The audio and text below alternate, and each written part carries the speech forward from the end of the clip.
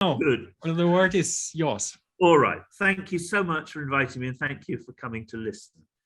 I mean, just a word of warning. I am a historian, and I'm a historian of imperial Russia, not even of the Soviet Union, let alone of contemporary Russian affairs.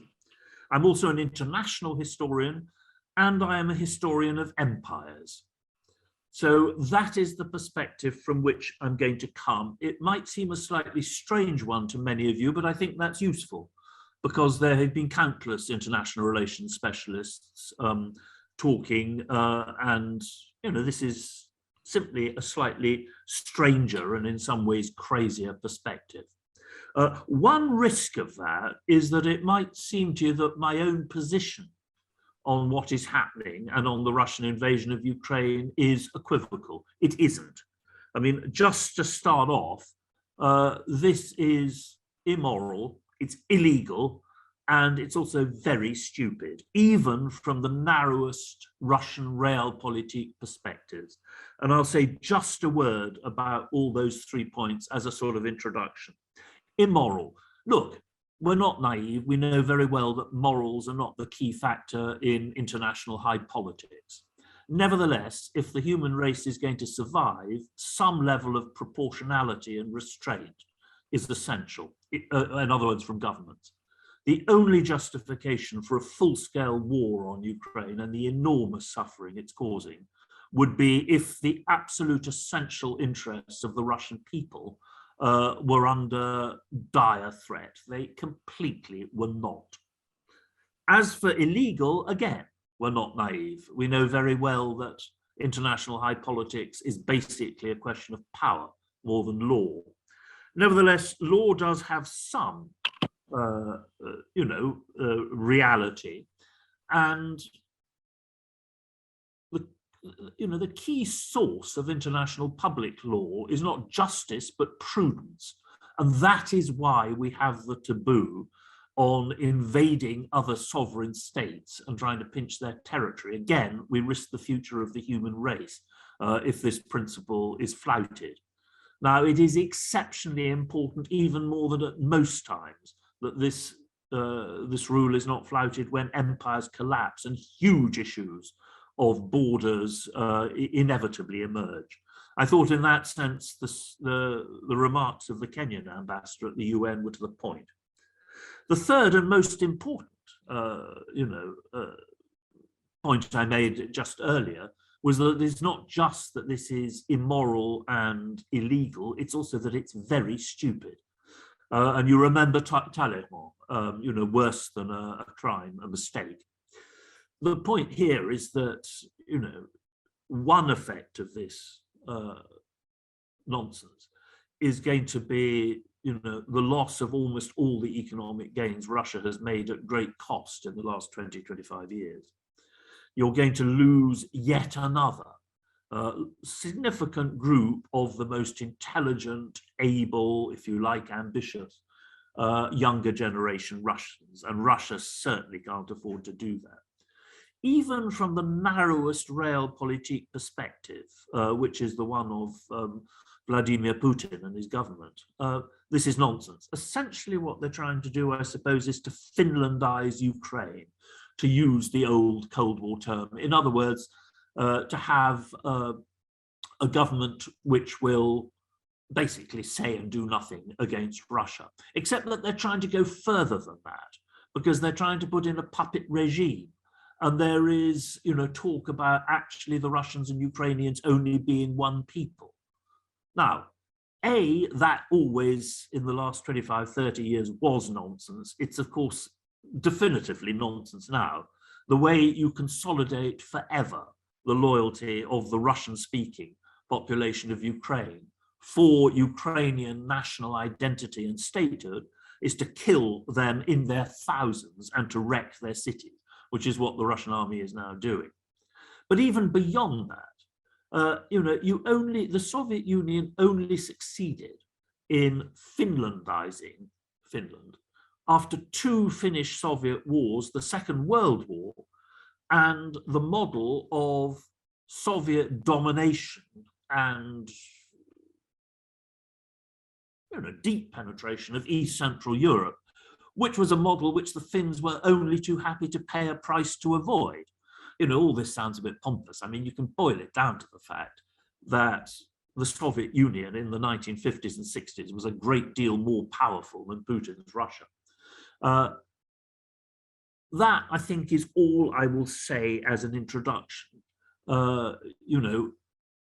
This is complete immoral nonsense and stupidity. All right, point, introduction, no more Lieven pontificating. I mean, what is interesting, I think, about Putin, not surprising to those who have been watching him, but he's come out, in extreme black and white terms, is his contempt for Lenin and the early Bolsheviks. Fundamentally, Lenin recognized Ukrainian separate national identity and gave the Ukrainians, in principle, a sovereign state and the right to secede from the Soviet Union. That has made Lenin, always to Russian nationalists, and even now, after 1991, pretty infamous. Putin is the heir, actually, of the White Counter-Revolution, with its call for Russia one great and indivisible. Both the White Counter-Revolution and Putin are the heirs of the monarchy, one of whose pillars of legitimacy was the idea that the Russian monarchy had so-called regathered the Russian lands, by which they meant, of course, the great Russian principalities in what we now call Great Russia, but also the Ukrainians, who in the old days were called Little Russians, and the Belarusians, who in the old days were called White Russians. The idea was that all these branches of the Russian people, the Russian tribe, had been regathered under the aegis of the monarchy. And this was a process which began in the 15th century, really, and was completed by the 18th. A point to make is that most, in fact, virtually all of the Ukrainian traditional elites, in other words, the nobility essentially, accepted that definition. In the 18th and in the 19th centuries, they did accept the fact that they were part of the Russian tribe. They took great pride and benefited much from being loyal subjects of the Russian emperor. That didn't mean that in some cases they weren't proud of their own local customs, etc., etc., etc. But in political terms, they were unequivocally Russian. As for the overwhelming majority of the population, they were illiterate peasants, or almost always illiterate. Like their equivalents the world over in the pre-modern era, their sense of identity was in most cases deeply local. They had a village identity. They were the people from here, as they often described themselves. To the limited extent that they had a broader identity, it was religion more than anything. And that meant Eastern Orthodoxy, Russian Orthodoxy. And they were very often, in some sense, monarchist as well, partly because the Tsar was conceived of as the protector of the Orthodox community, but also because he was often a sort of symbol and hope and myth of justice and benevolence, almost a sort of on-earth symbol of divine Christian justice and benevolence in what was a harshly brutal and exploitative world. And again, I'm not trying to make a special case for Ukrainians. You could find many, many, many parallels for this kind of, setup across the world in the pre-modern era. Now, the area which is, or has been since 2014, at the heart of the struggle is the Donbass. And as I think I've said once before, I mean, that has a particularly strange resonance for me because my great-grandfather used to own the town which is now called Donetsk. When he acquired it in the mid-19th century, it was a vast empty sheep run. He must have been tipped off, he was undoubtedly, that there were rich coal seams underneath. that became the core of the Russian Empire's coal mining industry, essentially. The actual creation of that industry was owed to someone called John Hughes, a Welshman. He developed the area into, you know, the core of the Russian Empire's coal mining industry, with a group initially of skilled Welsh miners. The bulk of the mining population, though, of what's now Donetsk before the revolution was of Russian ethnic origin. At the same time, one has to be a bit careful about getting too hung up on ethno-linguistic national identities of a modern sort in the pre-modern era. The peasantry along much of what is now the Russian-Ukrainian frontier very often, in fact most often, spoke a local patois which was incomprehensible to the educated population of either St. Petersburg or Kiev. So, you know,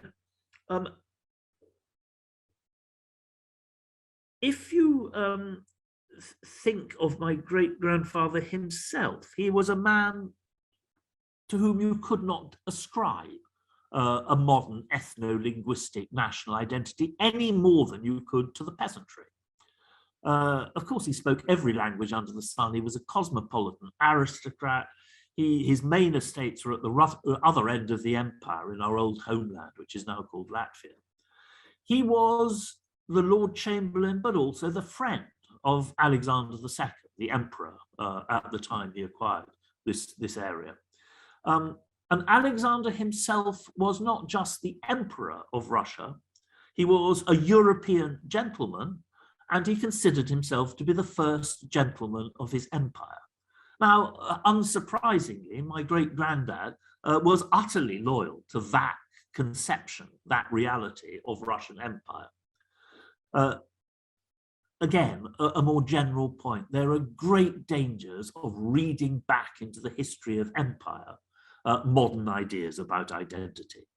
And there are also great dangers of imagining that all empires were exactly like the West European transoceanic empires, which are the model for certainly most people in the West and actually for most of humanity. There are similarities, important ones, but there are also differences. I won't go on about this, I've written books about it, etc. An enormous ethical and cultural chasm divides the world of my great-grandfather and the world of Putin and his associates, the world of two different imperial elites, if you like. But what does unite them is precisely that they were, are, and wanted to be imperial elites, with all that meant in terms of status, power, self-esteem, and this is the key of everything, a sense of mattering in the great sweep of history, world historical significance. That is what unites an imperial elite, and in that sense, you can indeed see continuity from the old pre-modern sort of imperial elite down to Putin and co. There are, you know, important Russian interests involved in all of this business. This isn't just Russia's fault, though it is overwhelmingly so as regards this invasion. But to my mind, that isn't really the most important factor. What above all drives on Vladimir Putin and his associates is a sense of rage and humiliation at Russia's demotion from being a superpower, a truly great power, down to its present real status in the world. Russia's status is also their status, their self-esteem, etc., etc., etc., in a way which is very familiar from elites throughout history. And this sense of rage and humiliation, which has been bottled up really now in many ways since the collapse of the Soviet Union, is now bursting forth, and more than anything else, to my mind, is the source of this catastrophe. Okay, on to the next point. I spoke briefly about what pre-modern empire meant, both generally and specifically in Ukraine.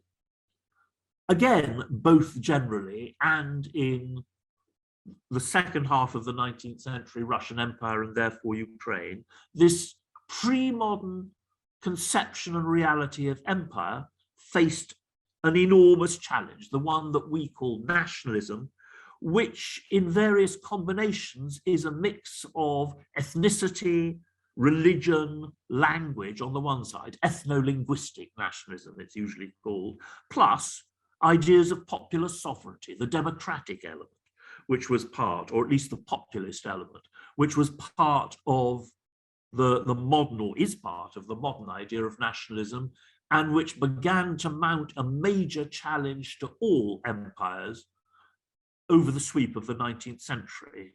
And in Russia, by the last quarter of the 19th century, was beginning to pose an existential challenge to the survival both of the monarchy and of the empire itself.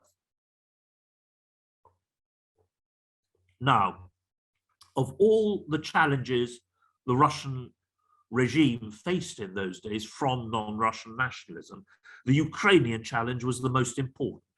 That doesn't mean that Ukrainian nationalism was more developed than, let us say, Polish nationalism or Georgian nationalism or Finnish nationalism. It wasn't, quite the opposite. It was less developed. But potentially it was the greatest danger for a number of fundamental reasons which are important to keep in mind even today when you look at this crisis. In the first place, if the Belarusians and Ukrainians, and if the Ukrainians opted for a Russian political identity, the Belarusians would too. But if they both accepted that in political terms, they were Russians, despite their local folklore, etc., etc., then the Russian population of the Russian Empire was more than 2/3, over 66%. If the Ukrainians and Belarusians were not Russians, but were nations in embryo, then the Russians were less than 45%. And at a time when any intelligent statesman in Europe realized what a threat nationalism was to empire, and when the name of the game almost everywhere was trying to consolidate as much of the core of the population into a genuine modern nation, you can imagine why this issue of whether the Ukrainians and Belarusians were or were not separate nations was of existential importance. Even more down to earth, in 1914, the core of Russia's export agriculture was on the territory of what we now call Ukraine. And it was absolutely fundamental to Russia's economy and economic progress, modernization, you name it. The core of the Russian Empire's coal and metallurgical industries were also on the territory of Ukraine, mostly in the Donbass. Without Ukraine, Russia in those days would cease to be a great power. If Russia ceased to be a great power, then almost inevitably Germany would dominate Europe. I remember talking to my friends at Trinity, the fellows, about my last book, and particularly around this point. Well, I just mention it again because it is very important and it does to some extent shape conceptions even now. The basic point is that the outcome of the First World War in many ways revolved around the future of Ukraine. The 1917 Russian Revolution destroyed Russian power. The peace treaty at Brest-Litovsk between Germany and Soviet Russia ceded Ukrainian independence. Now, if Germany could have consolidated the Treaty of Brest-Litovsk and its hold over the East Central European former borderlands of the Russian Empire, it had won the First World War. You didn't need to win on the Western Front, you needed a stalemate and victory in the East. And that was well within the Germans' grasp, had they not very foolishly brought the Americans into the war by their campaign of submarine warfare at precisely the moment that the Russian Revolution was destroying Russian power. The point is that the Ukraine, which emerged in 1918, could only survive as a German protectorate. It couldn't survive against its Russian and Polish enemies. And remember that traditionally, Polish nationalism and Ukrainian nationalism were even more bitter enemies than Ukrainian nationalism and the Russian Empire. Ukraine could not survive against its external enemies without German protection. Also, the Ukrainian regime was very weak internally. That is, to go back to where I started, above all, because the overwhelming majority of the Ukrainian population did not yet think of themselves as Ukrainians. And therefore, a Ukrainian regime without mass support faced the resistance within its own territory of ethnic Russians, of most of the Jewish population, and of almost, well, of those socialists who favored the regime in Moscow. So it was very weak. That does not mean that it was in any sense illegitimate, or that it could not, in the long run, have inculcated a sense of Ukrainian national identity into the mass of the population through a modern school system, as has been done the world over, and as to some extent was even done by the Soviet educational system in Ukraine. So this is not for a second to say that that regime which emerged briefly, independent regime in 1918 in Ukraine, was illegitimate. Actually, it had a much better chance of becoming in time a genuine nation in the sense that we think of it than the Iraq, which the British created after the First World War as a protectorate to control, Mesopotamian oil. I mean, the basic point here is that we are still living with the consequences of the First World War and the First World War settlement, not just in Eastern Europe, but also through much of the Middle East. I won't go on about that, but it's a point worth remembering. The more important point is to remember that whatever there may be fantasies in historical memory, Ukraine in geopolitical terms is far less important now than it was in 1914 or 1918, for the simple reason that Ukraine is no longer at the center of European geopolitics. Who controls Ukraine does not decide who controls Europe, and Europe is no longer at the center of the world. So we need to have that broader perspective too. All right, on to my third basic point.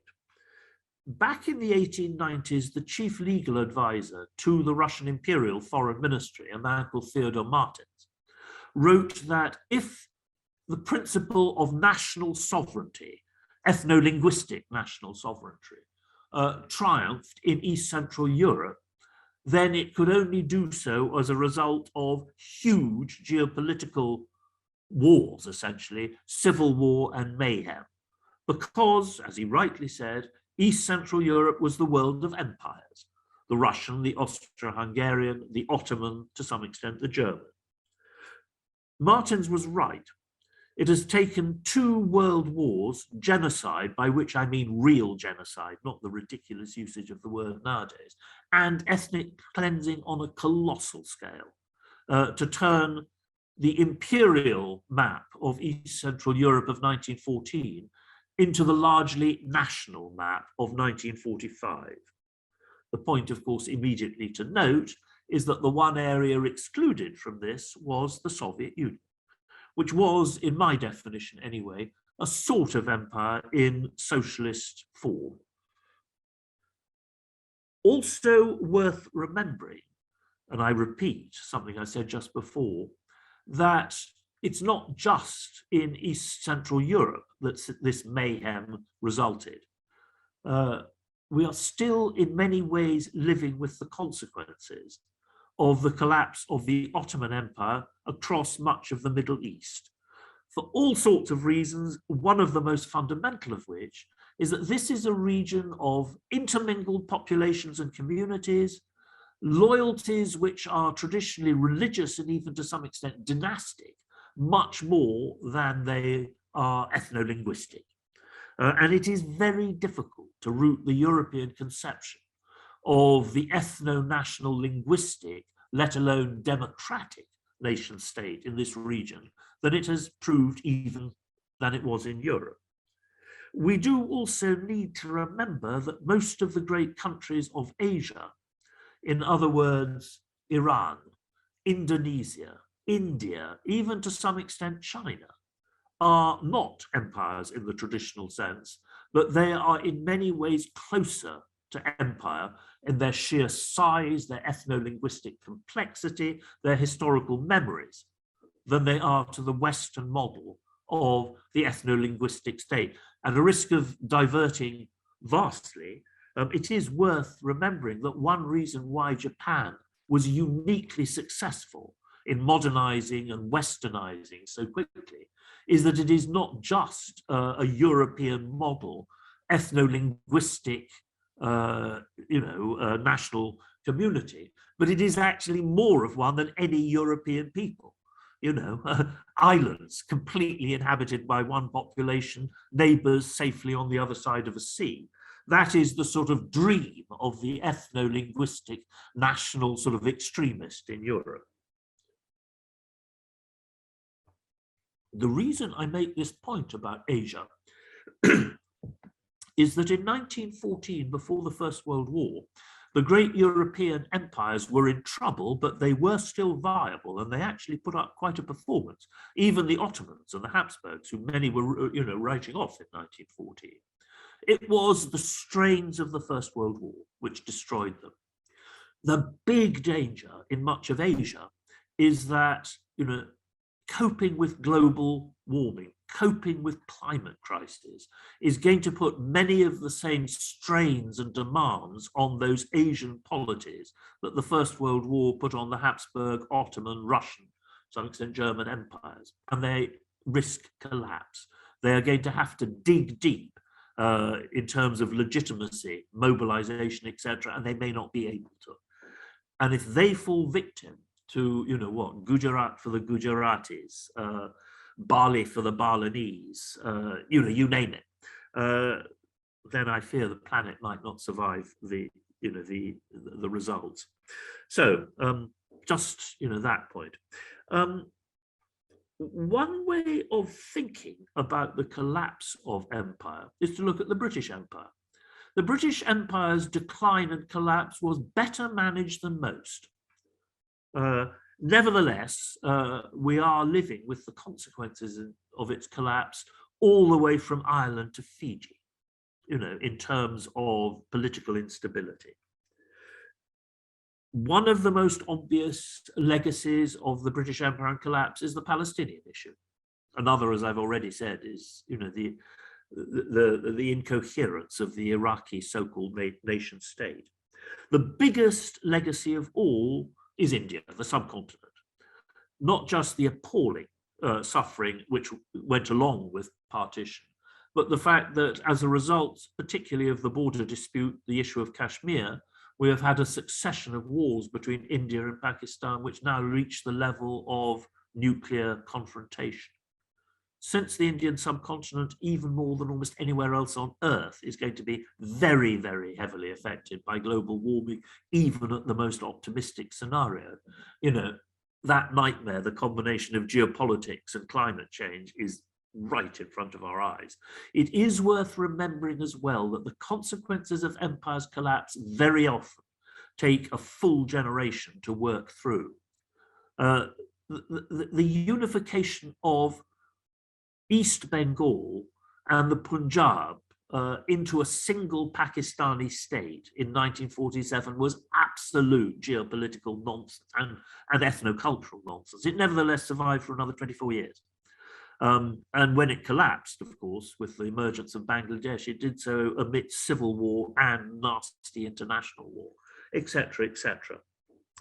The point to add to that is that it is harder to dismantle a great land empire than it is an empire beyond the seas. And harder, that means, above all, for the metropolitan people. For example, there has been sort of growling civil war in Burma ever since the British left. It very seldom impinges on the pages of British newspapers. If you're next door, as the Russians were, for instance, to Chechnya, you can't divorce yourself from the consequences, not least because bombs begin going off in your own cities, etc., etc.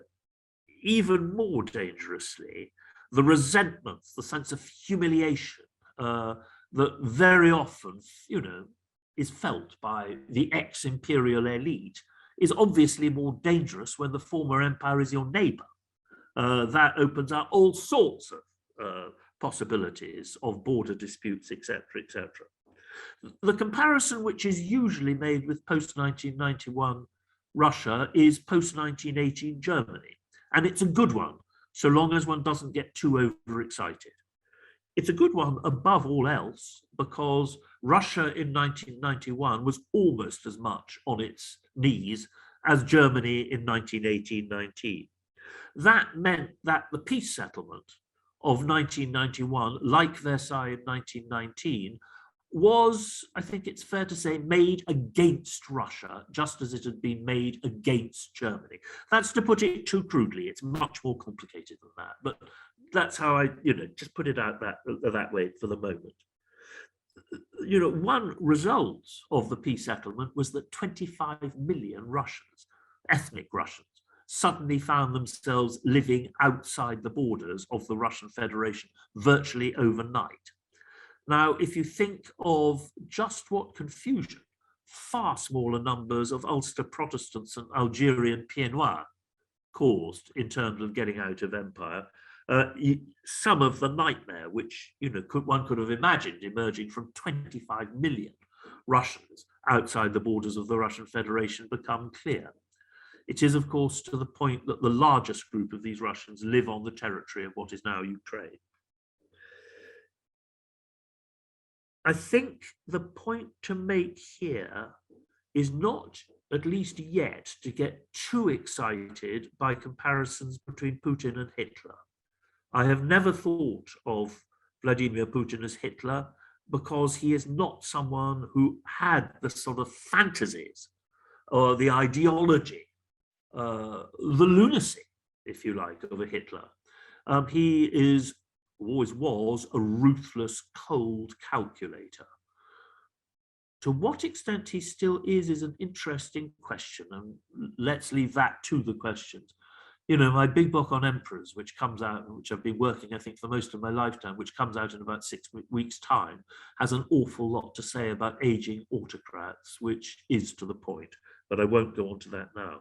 The point I will make instead is to remind you that even without Hitler, the German elites would probably at some point have challenged through war or attempted coercion the Versailles settlement in the East, which very few Germans saw as legitimate. All right, yeah, that's that. Okay, so part of what we're seeing at the moment, I think, is usefully perceived in the context of the end of empire. And the one empire which survived in Europe after 1945 was, in my definition, the Soviet one.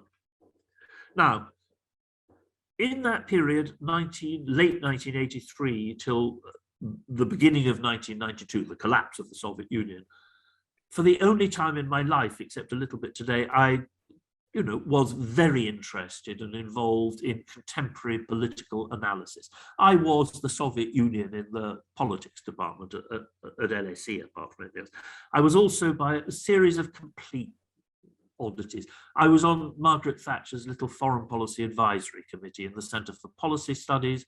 I was also on this committee of the retired heads, really, of the British intelligence, military. There were about 7 or 8 of us. I was by far the youngest and least important. I was there for all sorts of odd reasons, above all because they didn't trust the middle generation of Sovietologists, so they brought little me on instead. I was of no importance, but it was a very interesting purge to watch the end of the Cold War and the collapse of the Soviet Empire as I see it. I must say I did spend a good deal of time in that period waiting for effective counter-revolution, waiting for the formidable police and military apparatus of the Soviet Union to step in to stop, if not the collapse of communism, then certainly the disintegration of the Soviet Union. You know, this was a formidable security apparatus. It had killed endless people, including its own subjects above all, in the name of state security. It was certainly very, very much a minority position in 1985 to think that the Soviet Union could collapse within my generation. What was actually unthinkable to me is what happened, that it collapsed with barely a shot fired in its defense. That is extraordinary when you think of the collapse of most empires, which is associated with world war, civil war, repression, you name it. If one thinks of democratic India, the Indian army genuinely is, in that sense, the army of a democracy. The last thing it wants is to get involved in politics. You know, even counterinsurgency within India's borders is usually handed over to the paramilitary police, not to the army. But even the Indian army would step in if it looked as if the Indian Union was actually going to disintegrate and be partitioned. So again, there are big questions as to why the security apparatus didn't step in, and when it very gingerly did in the coup of 91, did so with so many doubts and uncertainties and hesitations, etc., etc., etc. Essentially, what we have now is that security apparatus. In other words, the old KGB crowd and the generals really reasserting themselves 30 years later. It's a belated revenge, and it's an incompetent revenge, and it's going to fail. And that is very frightening in some of its implications. So on to the sixth point. I mean, basically, from the Western perspective, the collapse of the Soviet Union was a fairy story. You know, the big bad wolf of the Cold War committed suicide. The new Russian government accepted Western ideology, liberal capitalism, liberal democracy, and suddenly, you know, the harsh world of international politics had become a rose garden, or so it seemed. Unfortunately, you know, it was not a fairy story for much or most of the Russian population. I mean, to get a sense of what the Russians went through, which did, after all, include the collapse of the medical system, dramatic fall in male life expectancy, the equivalent of a middle-range war. You would have to think of, you know, the Britain of the late 30s going through the equivalent, but worse, of the, you know, the economic crisis of the 30s, the collapse of the monarchy and of, you know, the parliamentary government, which is essentially the collapse of the Communist Party and the Russian state. You'd have to not just think of the simultaneous collapse of the British Empire overnight at a time when most British people thought of it as a, you know, part of nature and basically benevolent, but also the secession of Scotland and Wales. Wales is Belarus and Scotland is Ukraine, except it isn't. Because no Englishman ever doubted that the Scots were a different people. No Englishman thought that the origins, the most ancient origins of English religion and statehood were in Scotland, for the obvious reason that they weren't. But of course, this doesn't apply in Russia, where the oldest origins, both of Russian Orthodoxy and of the Russian monarchy, are precisely in present-day Ukraine. So you had, you know, a real problem, a real problem. One way, again, of thinking about this is comparative.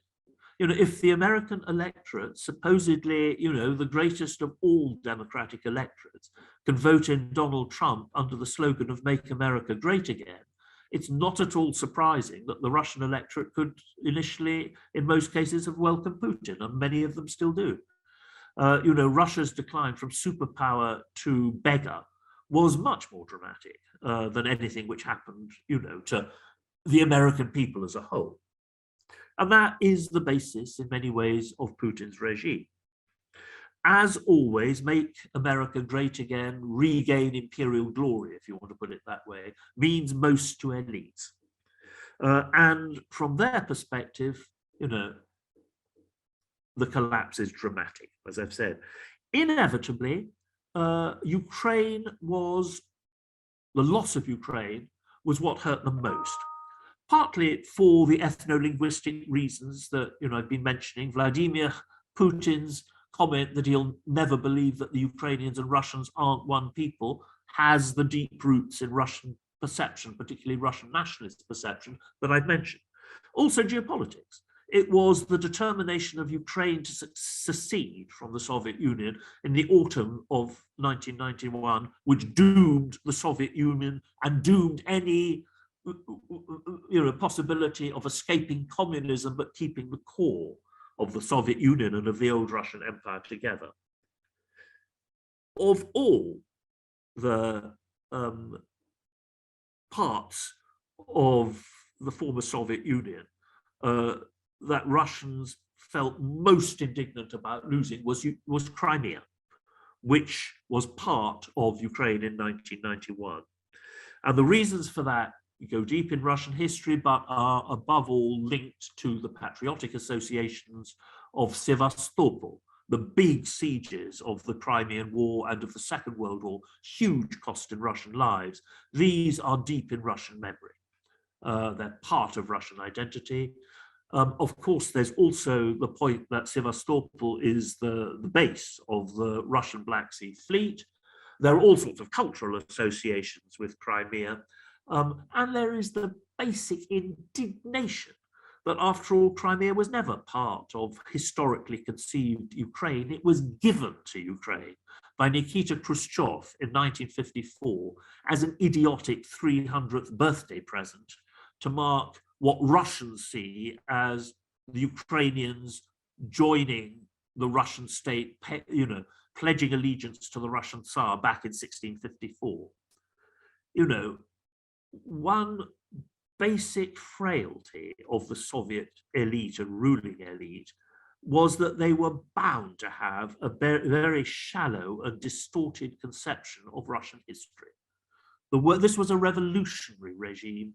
In most respects, they saw the world, and that includes the Russian world, as beginning in 1917. That, after all, does help to explain the naivety of Gorbachev's whole reform program. Probably the biggest single issue in the political history of the Russian monarchy and empire was how to merge Russian authoritarian tradition with Western imports, Western culture, Western ideas, you name it. This was agonizingly difficult. The Tsarist regime struggled with it, succeeded, better and worse, and in the end failed. It was a hugely complex issue.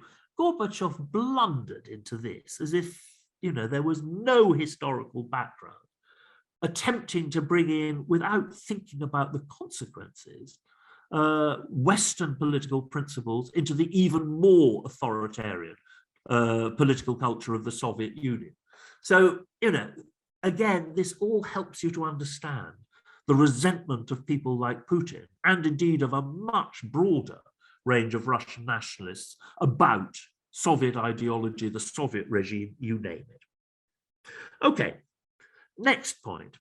I mean, this is merely my personal judgment, but it is one rooted in history. I always felt that the Ukraine, which emerged as an independent state in 1991 within those borders, was only going to be stable or even possibly viable so long as Russia's relations with the West remained good and Ukraine could be seen as a bridge between the two. Once Ukraine was encouraged or even forced to choose between Russia and the West, there was going to be trouble. That was going to be true even if the choice was basically an economic one. It was going to be doubly, triply true if it became a geopolitical and even more cultural identity issue. it is not just Russian propaganda which says that there were deep divisions between East and West in Ukraine. And one way of understanding how deep these divisions were and how dangerous they were is to reflect on the fact that really millions and millions of Ukrainians had died violently in the 20th century. I mean, enormous numbers of people, and that they had died very often at the hands of other Ukrainians who were in the service of one or other external regime usually. So it was a civil war, it was memories of World War, you name it. And historical memory is a vital foundation for nationhood, particularly in those early years when a new independent nation is emerging. The fact that you had diametrically opposite symbols of heroism and hatred in Ukraine was, of course, very dangerous. And all of this in time came out as Russo-Western relations deteriorated and as Ukraine was increasingly encouraged, even forced to take sides. I think, again, I can't go into this in detail now, there's not time. I think the West did make certain mistakes. It made mistakes, it was reckless, I think, in 2008, it was reckless again in 2014. And the Russians did make it clear to the Western powers that though they would accept with gritted teeth the accession of their former satellites in Eastern Europe to NATO and even the Baltic republics, Ukraine was a red line. So there were mistakes, there were recklessness, there were also bad Russian mistakes in 2014. Fundamentally, the former imperial power faced with something like, the Ukrainian issue has two alternatives. Either it seeks to hive off from the newly independent country, in this case, Ukraine, border areas which the former imperial metropolitan power regards as part of its nation. And in the Russian case, that is the Donbass and Crimea. And in 2014, that is essentially what the Russians did, absolutely overtly in Crimea, somewhat less so in the Donbass. Or on the other hand, you try and keep those areas in the new national neighbor, in this case, Ukraine, and use them as a sort of Trojan horse to ensure that your neighbor remains also your friend, even sort of surreptitiously or protectorate. You can't do both, or at least it's very, very difficult to do both. You have to be overwhelmingly powerful. Essentially, the Russians have been trying to do both and it doesn't work. They haven't got the power. So, in saying this and in mentioning, for instance, John Mearsheimer, whom I greatly respect and whom some of you may have been watching on YouTube, he is, I think, the most intelligent intellectual defender of, Russian policy. I buy John's argument up to about 35%. Of course, it does run into the question of it's all very well talking about great powers needing buffer states and wanting buffer states, and the Americans, in a sense, the Monroe Doctrine regarding the whole Western Hemisphere as their buffer state. There is a problem, though, and that is that, if you're a citizen of a so-called buffer state, you do often ask yourself the question, why is my homeland not mine? Why is it your buffer state? So there are tensions. Also, the comparisons which John himself made and made by others with Western policy in Iraq in 2003. Again, I think there's some merit. I think part of the American policy was to attempt to assert a sort of shock and awe hegemony, not just in Iraq, but in the Middle East, and to impose their version of a peace settlement. I leave it open whether that would have been better or worse for the area. That's a different matter. Certainly true that the Western powers, the Americans and the British, miscalculated about weapons of mass destruction. And of course, they caused enormous suffering and huge instability in the area. But, Saddam Hussein's regime was not just extremely nasty, it was a threat to neighbors. It had shown that. You cannot remotely say that of the Ukrainian government. Secondly, although belief in Saddam's development of weapons of mass destruction proved to be wrong, I do believe, on the basis of talking to senior intelligence people in Britain in particular, that they believed it, and there was some plausibility. I mean, they weren't idiots. These are very difficult calculations to make. Thirdly, and even more obviously, it's not a question of morals, but it is of prudence. Unlike, the region of Iraq, Europe has nuclear weapons. So what the Russians are doing is, apart from anything else, much more dangerous. Okay, future scenarios. Look, I won't go into this in any detail. We can discuss them. It seems to me the basic point, almost regardless of what happens next, unless we do go up to the level of nuclear confrontation, is that Ukraine has lost Crimea and the eastern Donbass, and Russia has lost Ukraine, to put things in a nutshell. I cannot conceive, short of nuclear war, how that basic decision could be reversed. Now, my view, I had a little letter in the Financial Times on Monday about this. My view is that, of course, at the moment, it is impossible to talk to the Ukrainian people who are fighting with immense courage and patriotism for their country, to talk to them about making territorial concessions. As and when a peace settlement does begin to emerge, it is my view that they will be much better off without Ukraine.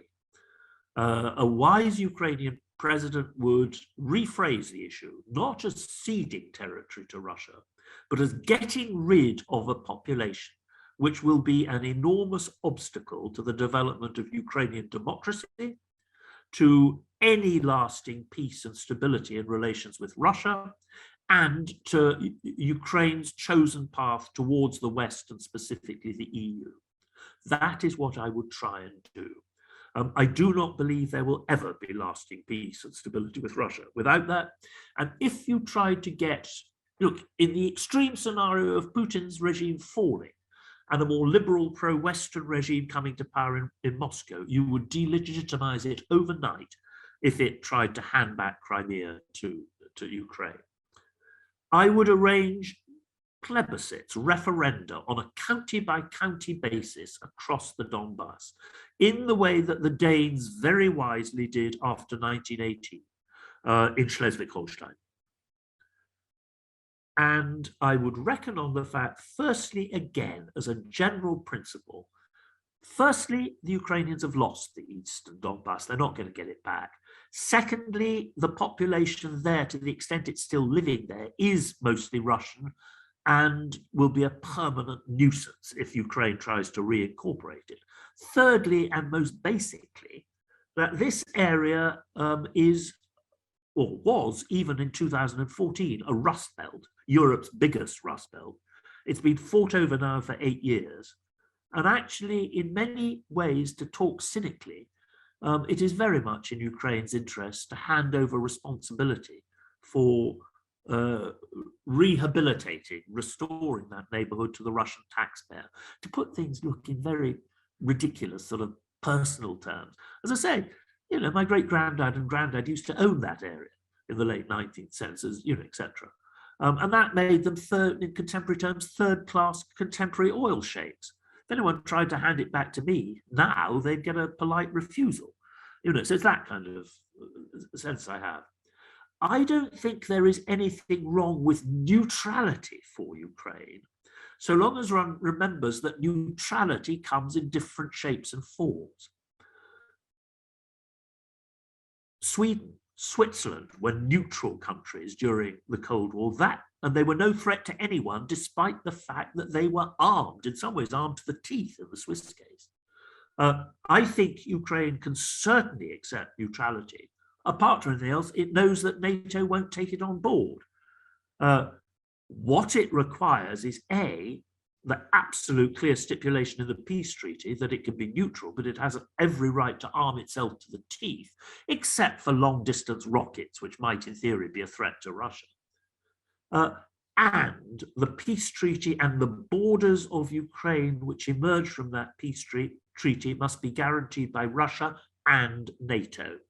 That gives the Ukrainians what they really need as regards NATO membership, without humiliating Russia.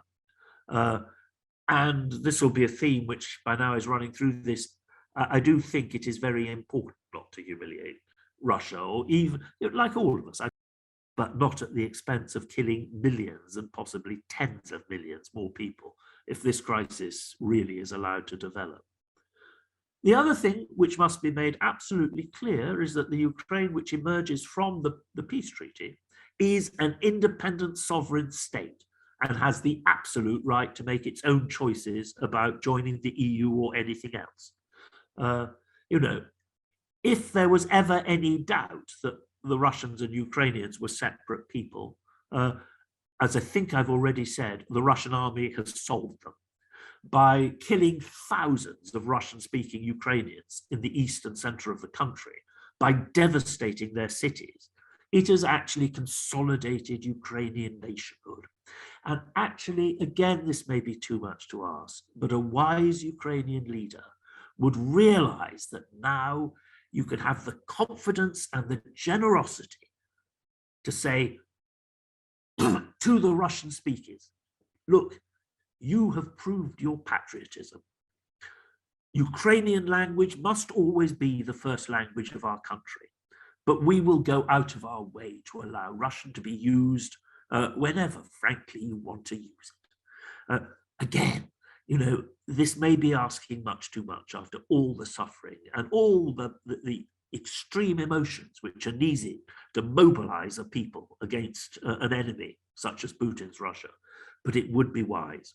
And there, I think, is a chance, a slim one, of a settlement. I think, although this is going to be very difficult for all parties to accept this, one does have to think about what the alternatives are. The likeliest alternative is a long-running Ukrainian insurgency supplied over Ukraine's western frontier by NATO. That has devastating implications for the Ukrainian people. It has very unpleasant implications for the Russian people and even possibly for Putin's regime.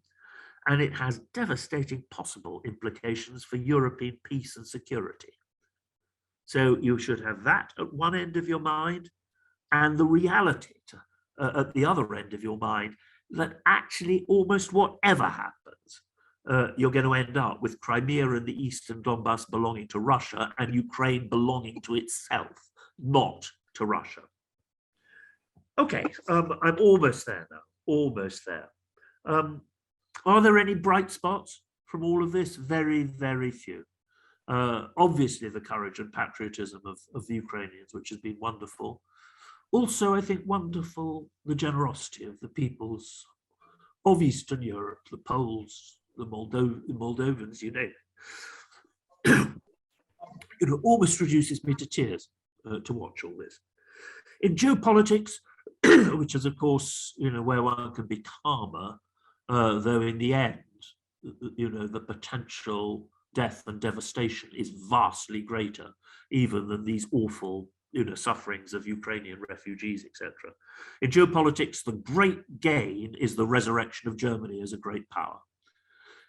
If Europe is to have any chance of meeting the tremendous challenges, both on its eastern and southern fronts, and the southern one is actually greater than anything in Eastern Europe save nuclear war, then the resurrection of Germany as a great power is essential. And God willing, this conflict has woken up the German people and has provided the European Union with precisely the same kind of shock, if not quite as deep, as the Second World War, which spurred the initial creation of the Union.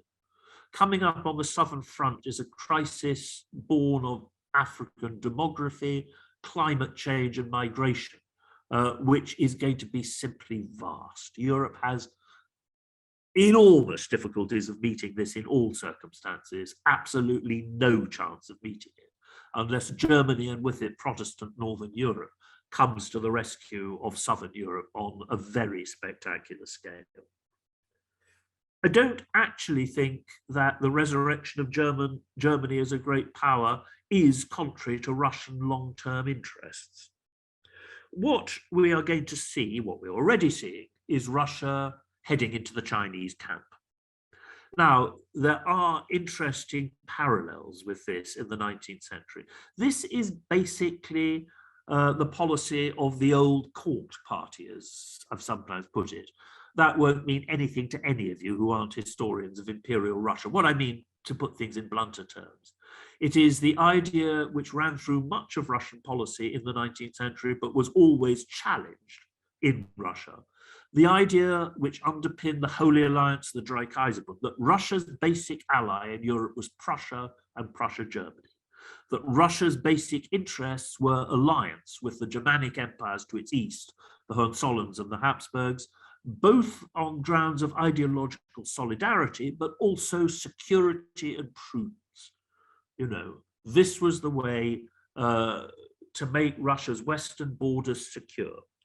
This policy always came under threat from Russian liberals, from Slavophile nationalists, and of course it was anathema to Soviet historiography during the whole Soviet era, and is very seldom, supported by Western historians either, for all sorts of reasons which are partly true. I mean, what one is going to see now is an alliance with China based on, firstly, ideological solidarity, but secondly, to do Putin justice, on prudence, having smashed itself to bits in the 20th century, standing up to firstly the Germans and then the Anglo-Americans in the Cold War. The last thing on earth the Russians can afford to do is to antagonize China. Their basic policy has to be the same as their policy vis-a-vis Japan in the 1930s. In other words, go south, old man, go south. Russia is the only power still sitting on very large territories, pinched, if not from China, then from the Qing dynasty in the 19th century, at precisely the time the British pinched Hong Kong, etc., etc. The last thing you want to do is for the Chinese to begin remembering about that, as they did in the 1960s. Much better that they should fixate on Taiwan.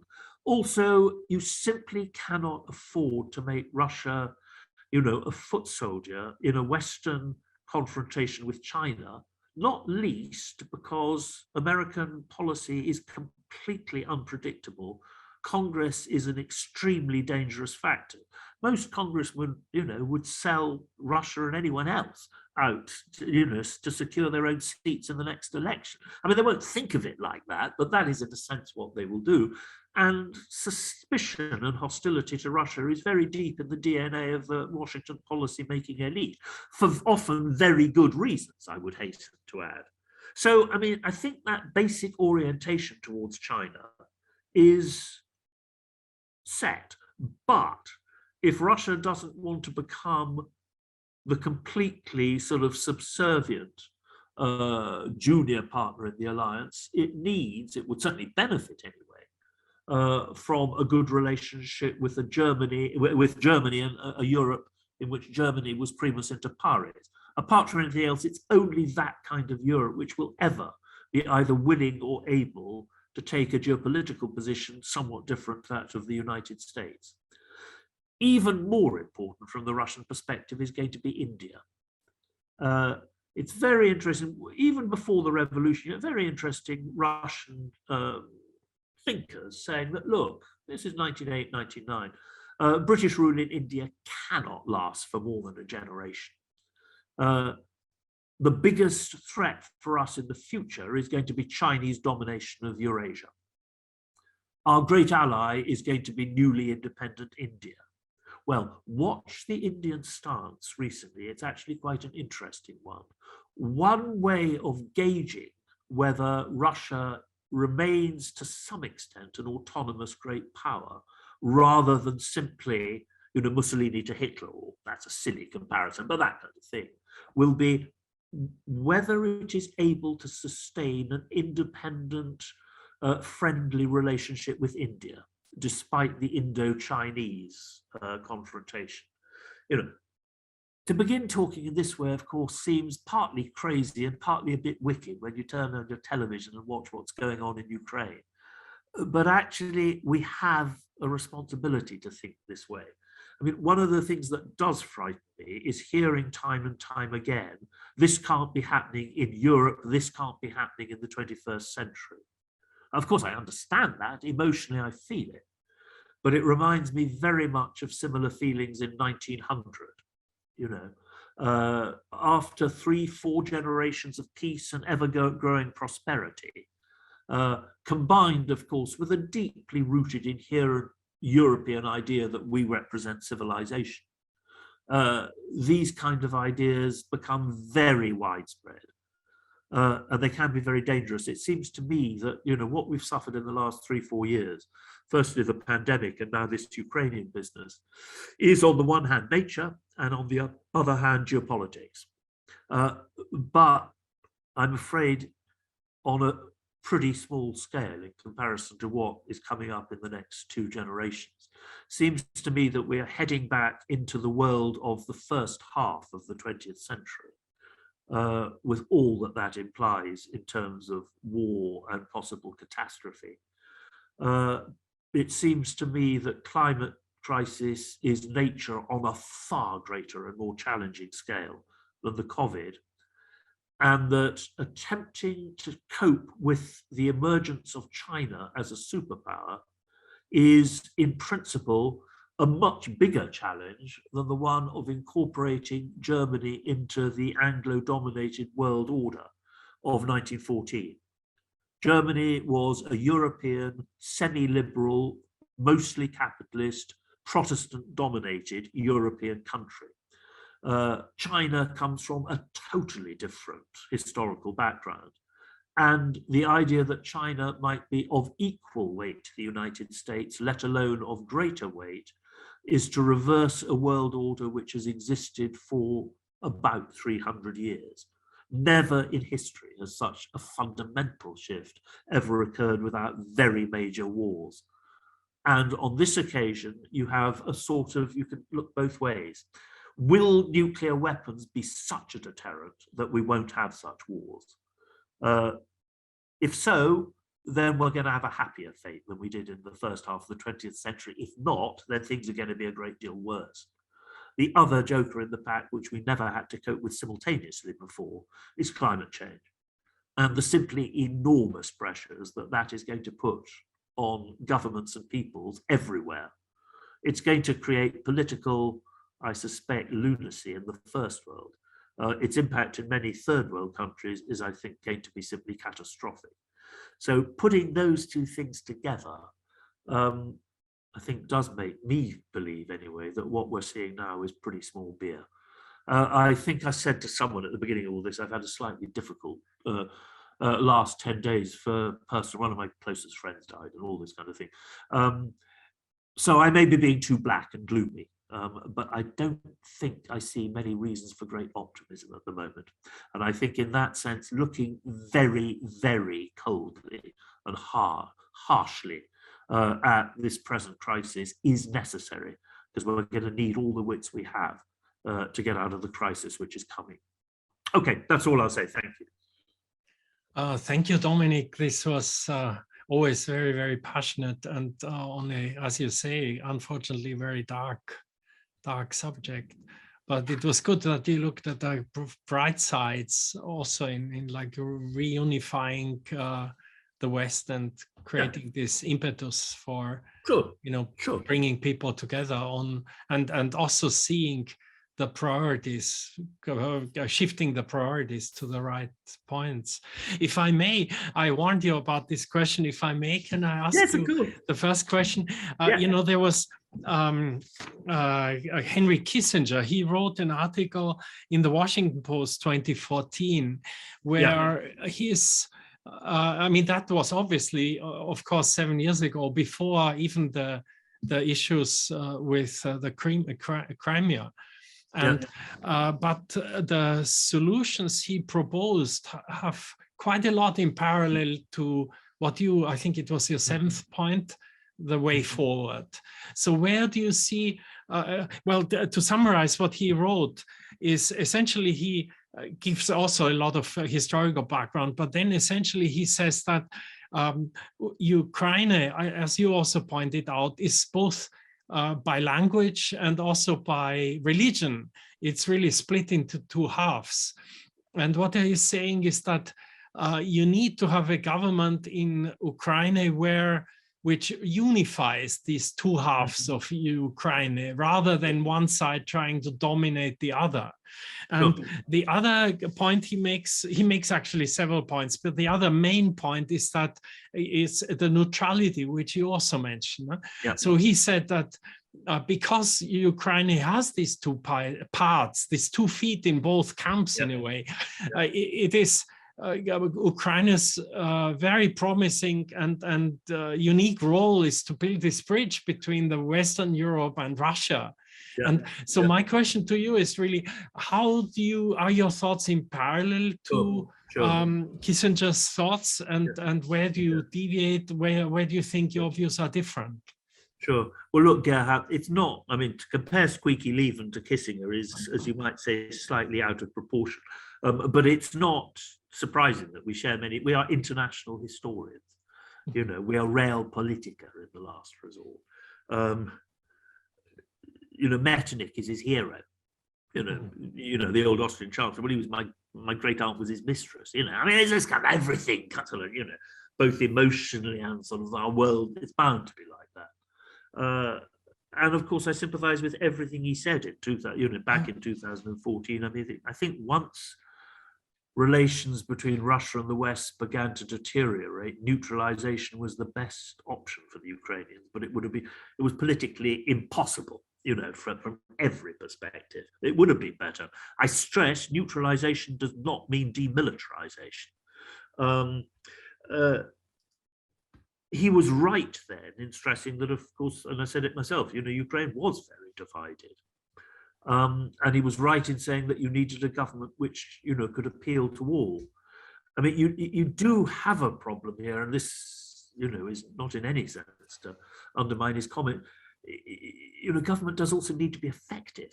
One of the problems about building these kind of, you know, pluralist systems is that you can end up with making any government activity impossible. You know, it's also very expensive, but still it was by far the better option. My sense of things now, and I hope this came across in my talk, is that the situation has changed. I mean, actually, Putin has done more to create a single Ukrainian nation than any other person in history, probably. Firstly, by hiving off the most pro-Russian areas, which were Crimea and the eastern Donbass. And secondly, as I say, by killing and devastating the Russian-speaking, traditionally pro-Russian communities in East Central and Eastern Ukraine. I actually think now you can create, if you get rid of the Crimeans and the Eastern Donbass population, I think you can create a Ukrainian nation now. But for God's sake, this is a moment for generosity. You know, the Russian-speaking Ukrainians have fought for Ukraine. There is, you know, Putin's going to have enormous trouble getting even a sixth-rate plausible Quisling, you know, ruler if he does succeed in conquering Ukraine. The great majority of Russian-speaking Ukrainians will regard him as much as a traitor as the, you know, the hard-line Ukrainian nationalists out in Austria and Galicia. So this is a moment, as I say, to actually triumph if you're a Ukrainian leader. You know, we have created a nation, but then be a bit generous about the Russian language. You know, we have created a nation, we look to the West, and I think most Russian-speaking Ukrainians will shout hallelujah to that. We, you know, but this is the moment for wisdom and moderation, I think, you know, and that is not easy for a war leader. And it's not easy for people who are gearing themselves out to go out to die, you know, for their country. So that's what I would say. And I suspect Henry Kissinger would probably say that now. Thank you. Maybe the next question is, what about Hisaki Yamanouchi sensei? You asked about Yamanouchi sensei. Hello. Hello. I sent my questions, but they have already been answered by the most comprehensive and illuminating lecture. I would be happy for other members to. Okay, but you asked about the Taiwan situation. I think it was addressed, but not in detail, maybe. Well, I mean, my basic answer to that is it's a more serious issue because, as I said, unless there is nuclear war in Europe, Ukraine is not the key to European geopolitics and Europe is not the center of the world. Taiwan brings us to a straight American-Chinese war at its worst. And even if it doesn't go to that level, is an issue which absolutely goes to the heart of the confrontation between the United States and China, therefore the confrontation between two fundamentally different types of civilization, etc., etc. The great thing about the war of empires is that it often decides not just who controls the world, but what values, what civilization controls the world. So this is absolutely fundamental and is more important. That is why, of course, from the American point of view, the resurrection of Germany as a great power is potentially of enormous significance, because only in that way, if the German electorate wakes up, can you hope to have a Europe which will not be as powerful as the United States, but can certainly take on most of the burden of defending their continent. Hope to meet you, Professor, when I'm back in Japan anyway. I hope that was an answer to what you were trying to, wanted me to say. More than sufficient, and thank you very much indeed. Thank you very much. Yeah, we will have, Professor Yamanouchi has also agreed to give us a similar event sometime later, maybe in autumn, maybe. Splendid, splendid, so, yeah. Who else would like to ask questions? May I? Yes, please. Yes, go ahead, Mickey. Oh, thank you. So, I mean, you've said a moment ago that, as you know, many of the Russian-speaking Ukrainians have shown great patriotism. Yeah. On the other hand, you've also talked about a need to separate off Crimea and Eastern Donbass. Sure. Sort of, when the dust all settles, is the sort of ethno-linguistic concept of nationhood going to emerge from this stronger or weaker? And what does that mean for Scotland, for Catalonia, for what have you? Yeah. Oh, look.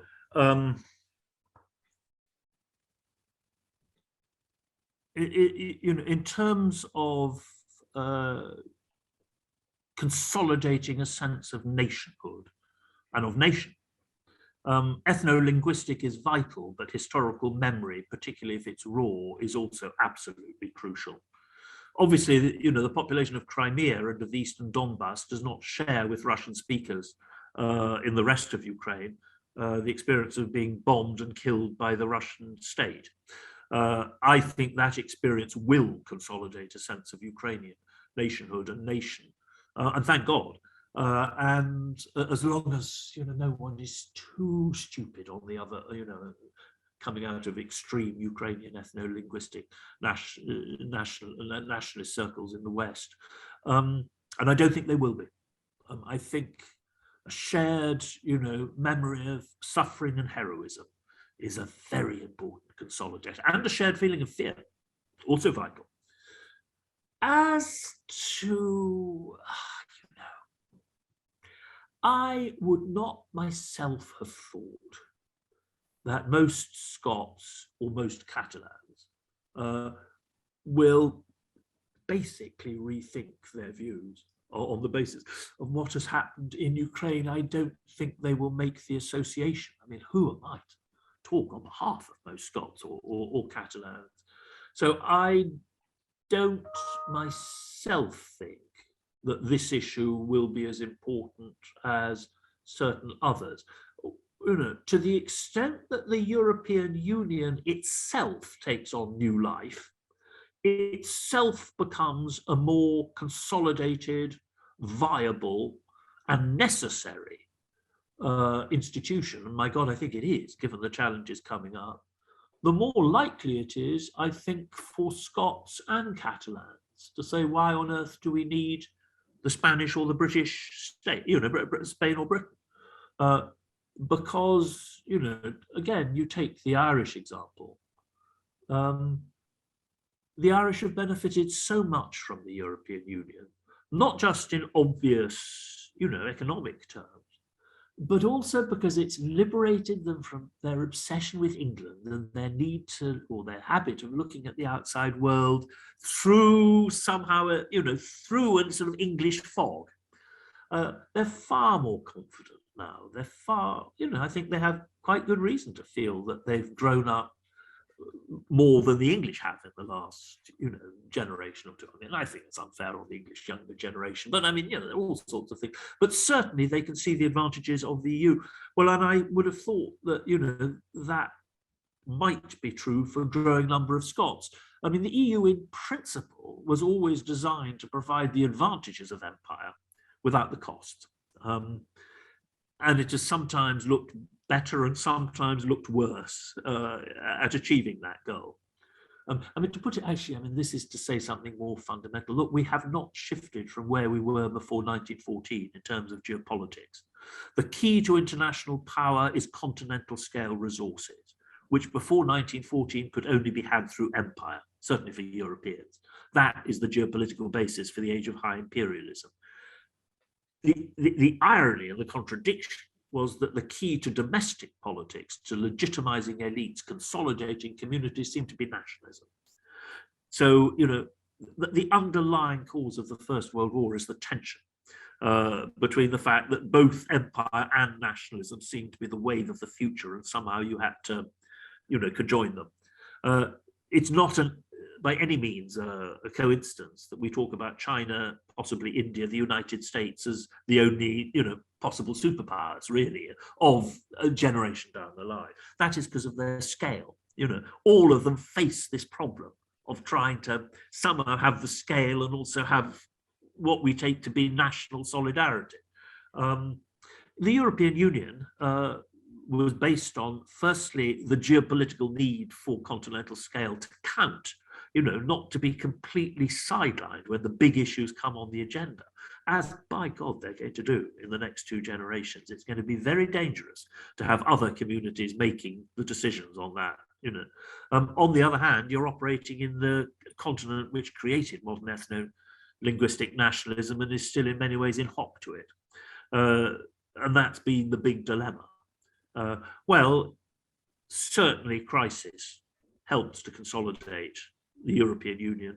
Certainly threat helps to consolidate the European Union, and both are there in spades, and it's going to get a lot worse, is my view. So, I mean, my sympathies are with them. It's not going to be easy. Not going to be easy. That would be my view. But I am in a gloomy mood at the moment. I'm a gloomy old soul at the best of times, but this has not been the best of times. Good. Okay, maybe Alistair, would you have maybe the next question if you have Alistair? Well, Gerhard, thank you very much. Yes. Thank you, Professor, for a fascinating and thought-provoking talk, which I thoroughly enjoyed. One thing that I've been thinking about as you spoke is what might be the implications of the crisis in Ukraine for the United Nations. Clearly, before the crisis, it was clear already that the Security Council is polarized and in many ways dysfunctional. Yeah. What now? Is there a future for the Security Council and the United Nations, or is there an end to it? Or will it just stumble on as at present? My feeling would be the third. If you think of the hopes which surrounded the foundation of the United Nations, and then the harsh realities which quickly impose themselves, as the Cold War impinged, I think we're going back to that kind of setup. And unfortunately, the Chinese-American confrontation, well, has taken on, but also inherently is in many ways an ideological conflict, even if one which is not quite, or not as sharp as that between Soviet communism and the United States. So I think that the United Nations, for all its failures, which are much less its failures, than the failures of the international system and all of us in a way. I think it remains a useful place, you know, a deeply flawed one, but useful. And I mean, look, it isn't obviously the fact that, you know, we've now got great power, you know, conflict driving everything else makes things much worse. But, you know, the number of vested interests which, you know, are involved in stopping the United Nations from being, well, fulfilling all its expectations. I mean, endless. I mean, even the British. I remember once having lunch with Douglas Hurd. It was rather sweet. There were about 4 of us. This was Centre for Policy Study. He was the foreign minister there. I liked him. He was the last British foreign secretary to whom one could talk intelligently about history and get an intelligent response. And history really matters. But he said, you know, Britain's position as a permanent member of the Security Council is totally unrealistic and this and that and everything else, and I intend to fight for it to my last breath.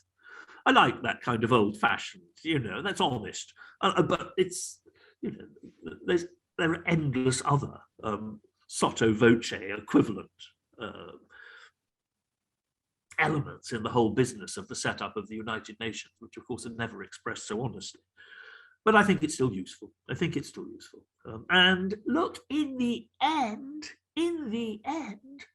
short of nuclear war in Europe, nothing that happens is more important than the climate crisis, because that could actually destroy the human race and the planet, particularly mixed in with geopolitical, you know, conflicts. And that is, it is a crisis which threatens all humanity.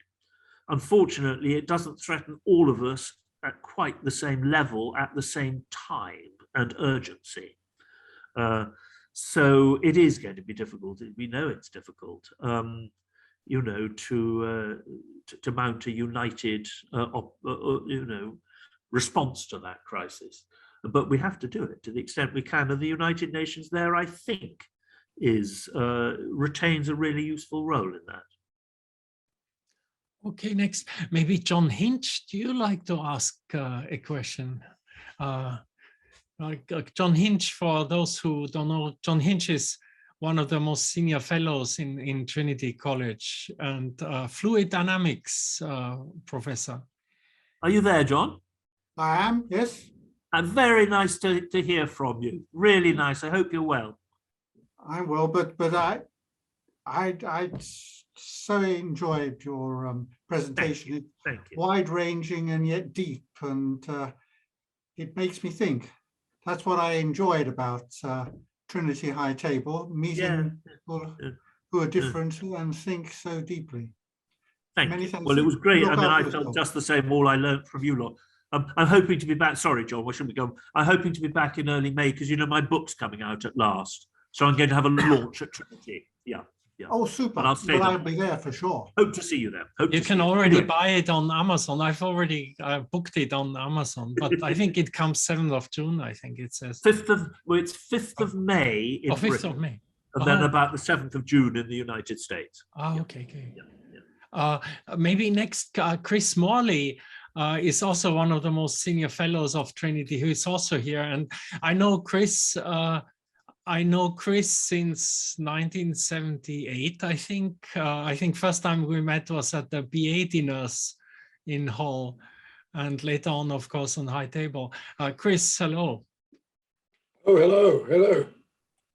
Where are you, Chris? Very nice to see you, Chris. I hope you're okay. Very nice to see you, John. It was a wonderful talk. I'm so articulate. Thank you. And sharp. Sharp and gloomy.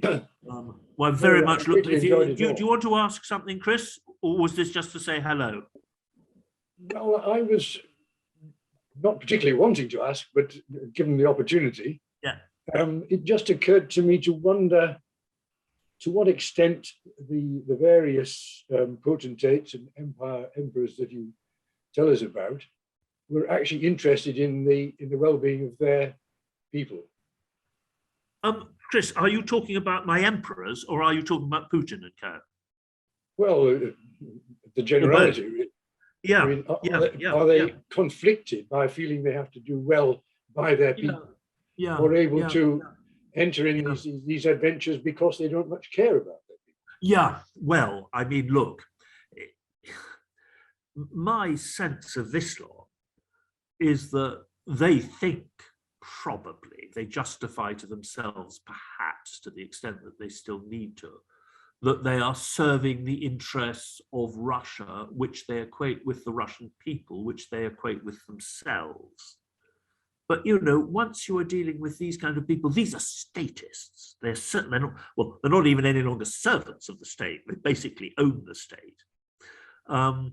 They equate themselves with the state, and they would certainly sacrifice innumerable Russians to the interests of what they see as the state's glory and Russia's historical grandeur. They probably do somewhere deep down, long last after 20 odd years in power, have the sense that, you know, they come out of the Russian people, and that the Russian people in the past have sacrificed an enormous amount for empire and international status, you know.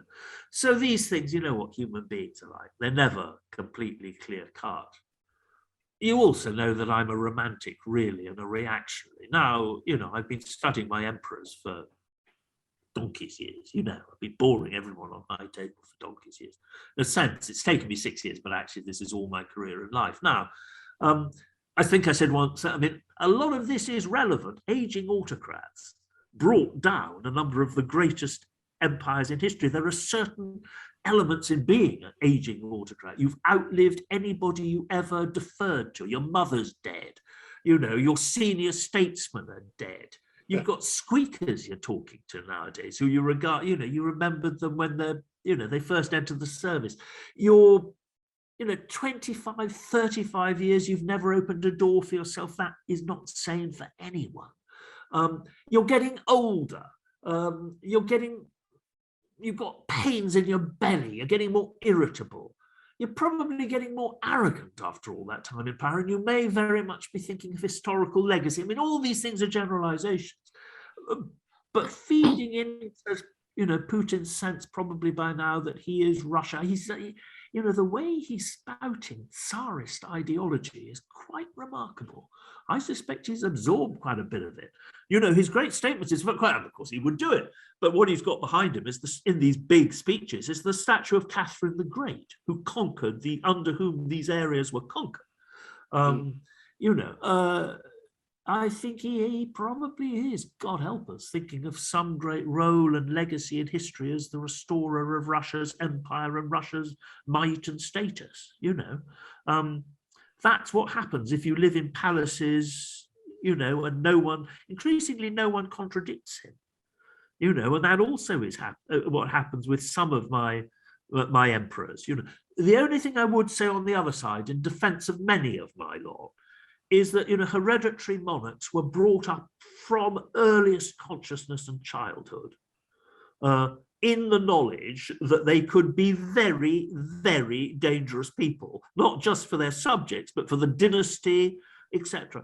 An enormous amount of effort did usually go in to trying to turn a wolf into a sheepdog, you know, inculcating from the earliest consciousness the sense of responsibility, which was almost always rooted in some kind of religious cultural conception. Always trying to, you know, stress the element to which the individual and his ego had to be subordinated to something greater, obviously the dynasty, but also usually to some kind of greater sense of divine order. Most of these people did have some kind of moral firmament, which I don't think Putin ever has, and the KGB certainly would not, you know, have developed it if he did. So I would, you know, to sort of go over the sort of borders between what I've been thinking and working about and what I said today, there are important similarities. There are, I think, some differences. These people are more dangerous, actually, I think, because they aren't really rooted in any kind of moral firmament. Nor, I mean, to quote my grandmother, they weren't properly brought up. you know, in that old Victorian sense, you know. If you don't mind, just the same about William II, the last German emperor, and Trump. The comparisons were made. William did have still some of the residues of a Victorian education, like you and me, Chris. Thank you very much, Joe. Hope to see you soon. Thank you. Dominic, if you don't mind, I would give the word now to Witold Pawlak. I don't know if you have met, but Witold is a Trinity man. He's a Crown Court judge in Wood Green, maybe quite close to where you live. And Witold is the name sounds Polish, and I think he's a judge, you know, he sentences well, I long wasn't prison in Tokyo terms. when he gave the talk to our Exactly. group. Yeah, and Witold, go ahead, please. And you were talking about, the reason I give the next word to Witold is you talked about the aging emperors, no? Yes. And one thing I learned, the first thing Witold was explaining to us is judgitis, which is an illness which some judges seem to develop. So Witold. Yes, I lost my picture because my laptop fell on the ground some time ago and the picture comes and goes. So I've disappeared for a moment. I'm actually, in fact, sitting in court at the moment from home because— I hope you're not handing down death sentences while listening to me. That would worry me a lot. No, I've done a 6-year sentence this morning already. Oh, well, yeah. Good. Sorry, you go ahead. Yeah. But unfortunately, I've got COVID, but it's so mild. But because I've got COVID, I'm not allowed to. I'm not allowed to go to the court buildings. I'm doing it from a distance. Surely, but, my sister's a High Court judge. The same happened. Oh yes. Yeah. Anyway. But I did actually have a question because I've been coming and going, listening to your fascinating talk. And if I can just pause what I'm about to ask you by way of a question to say that my great-great-grandfather came from Rostov. Yes. And I know very little about him. Grachov was his name, but he opened an enormous nursery in St. Petersburg and then won many prizes in Pennsylvania, Brussels, Tokyo for his horticultural efforts, developing all sorts of new varieties of potatoes and different vegetables. Sure. Witold, could I cut in on you just for a second? When you say Rostov, do you mean Rostov on the Don, or do you mean I do. Yes. Well, of course, if he's called Grachev and he's from Rostov, he's probably, well, he might be a Cossack. And that again brings out some of the, you know, the difficulties of a borderland.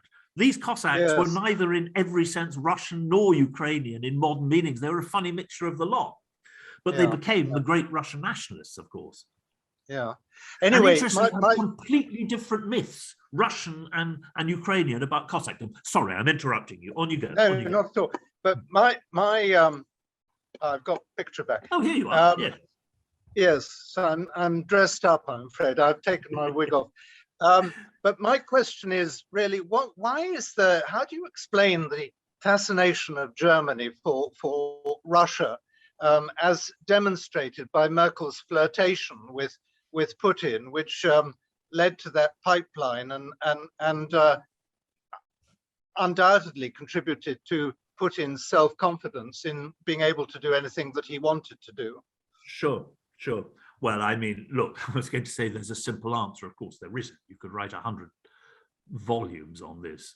The Russian-German relationship goes very deep in history, and in many ways is the most important relationship, certainly in geopolitical terms, in Europe, really for much of the 19th and 20th centuries. Apart from in the modern era, only the Germans or the Russians had the resources potentially to dominate the whole continent. So their geopolitical relationship was all important.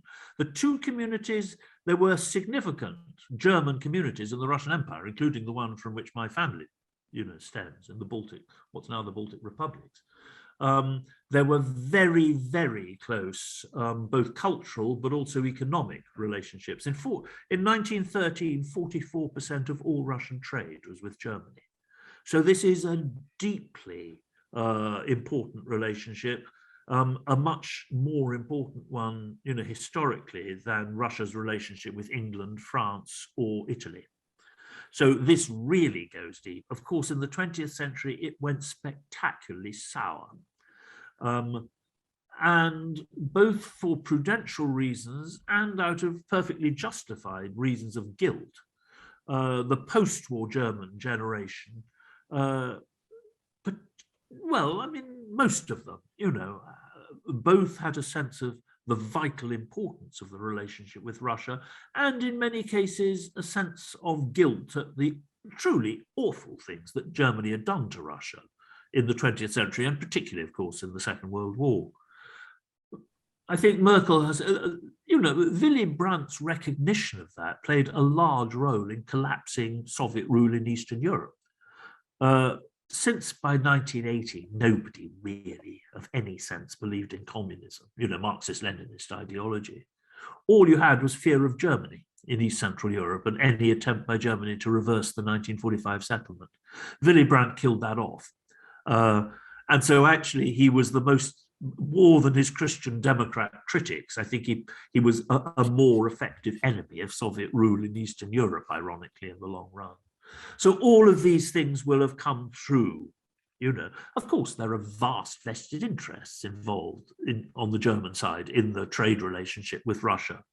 There is also, though, and it should not be completely, even among some of these tough old businessmen, there is this sort of sense, that trade creates common interests, trade is a force for peace, integrating Russia into the European economy is a way of keeping Russia in Europe. It's a way, if not of guaranteeing peace, of lubricating good relations, capitalist attitudes, which are often seen, and not just in Germany, as also absolutely fundamental to democratic attitudes and values.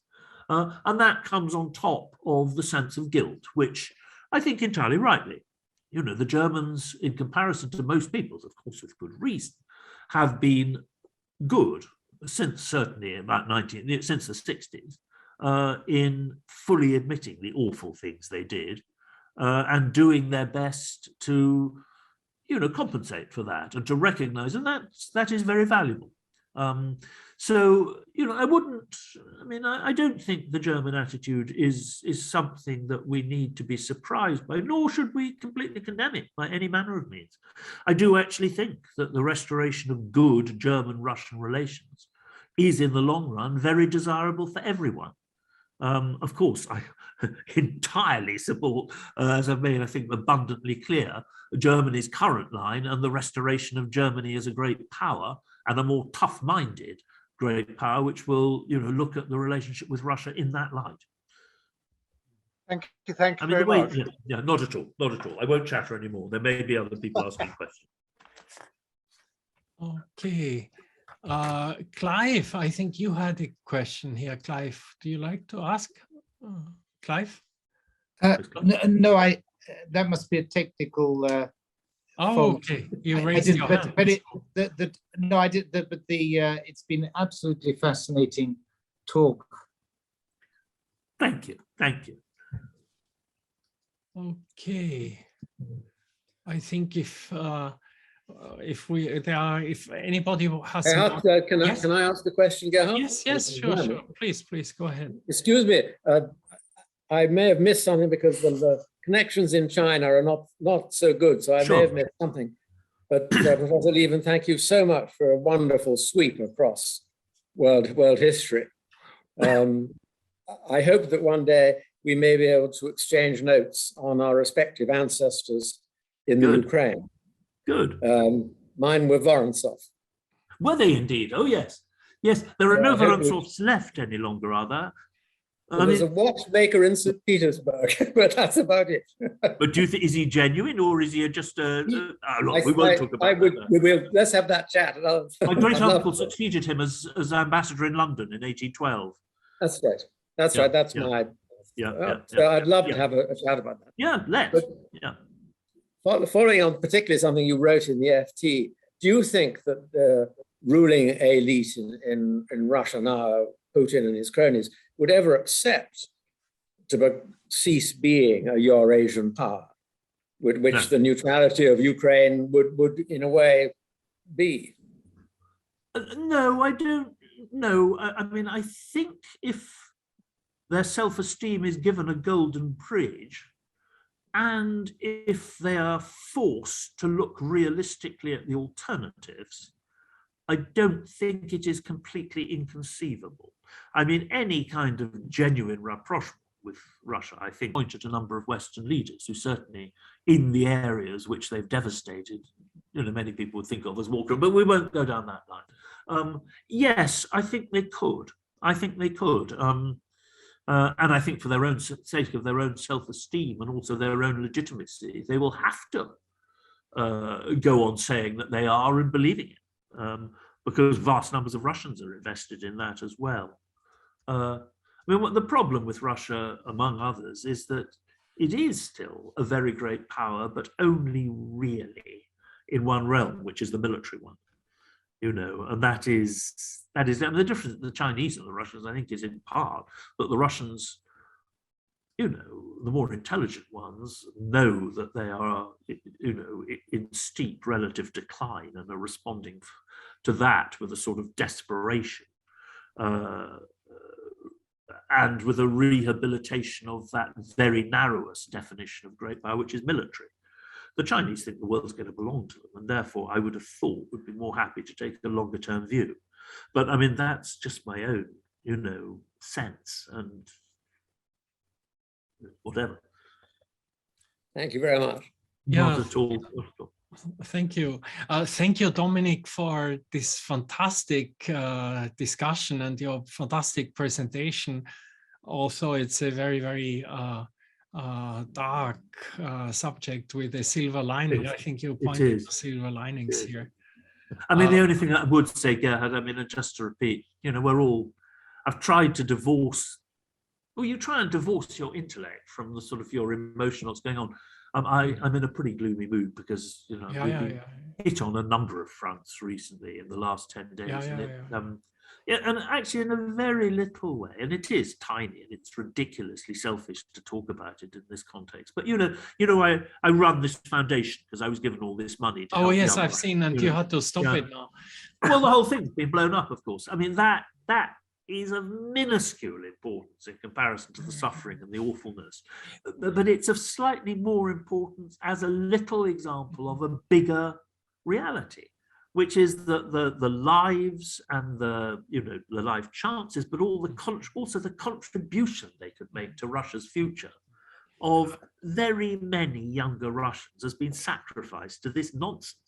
And our historians are only a very small example of that, though of course they're not entirely small in the sense that capturing Russian history for a crudified version, or and the propaganda type is itself, A, it's awful and dangerous, but B, it is very important for the regime, I mean, and unfortunately, even more in Russia than in most other countries, crude, self-pitying, glorifying versions of your own nation's history do go down very well with large swathes of the population, To look at one more positive aspect, I think one bright, shiny aspect which we haven't talked about is the current Ukrainian leader, the president. Yes.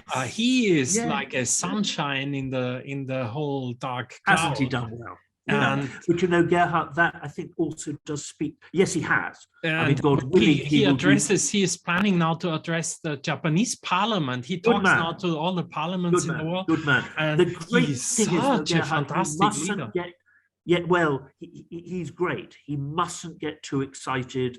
It's one thing projecting this to the world. You've got to be very careful to keep your inner self in balance, because a war leader and a leader who forges a lasting peace settlement, these can be somewhat different things, Okay. This man, he's been wonderful, absolutely wonderful, but he's on a high, and war requires leaders who are on a high. I mean, he's almost on steroids. Creating long-lasting, stable peace settlements can require some very cold-blooded, long-term thinking and manipulation. And in a more general sense, yes, he's wonderful. I think that speaks to a bigger issue about the West. Of course, it is very, very difficult to create the kind of leaders we had in the past, Churchill, de Gaulle, Roosevelt, and many people in history, in very unheroic eras. You know, most, with all virtually contemporary first world democracies, if faced with a potential leader of this sort, would cut him or her down at the knees pretty quickly. This is not the stuff of everyday democratic politics in peacetime. So I think Zelensky's been great, but he has also, you know, he is the man who met the hour and matched the challenge in a way that I think probably few people expected of him. It also is a sort of triumph for democracy in the sense that it is the triumph not for the ordinary man. There's no such thing as the ordinary or the, you know, we're all this and that. But after all, this is not a member of the political elite. This is not, you know, a man long practiced in government. He is someone who, you know, yeah, exactly. He is someone who could have been everyman, and yet actually, dear old Mr. Everyman in the you know, in the person of Mr. Zelensky has come up trumps and has showed a genuine sort of almost heroism, which we certainly had no right to expect of him. Put it that way, and that's great. That's wonderful. I follow him on social media and listen to him and so on, and he really kind of crystallizes, unifies the nation. Yep. Plus, he has his different roles, of course, he does in parallel. He's a military leader, but then also he has this international role. So he has both the inside and also the outside. Despite that's what your leader English needs to have.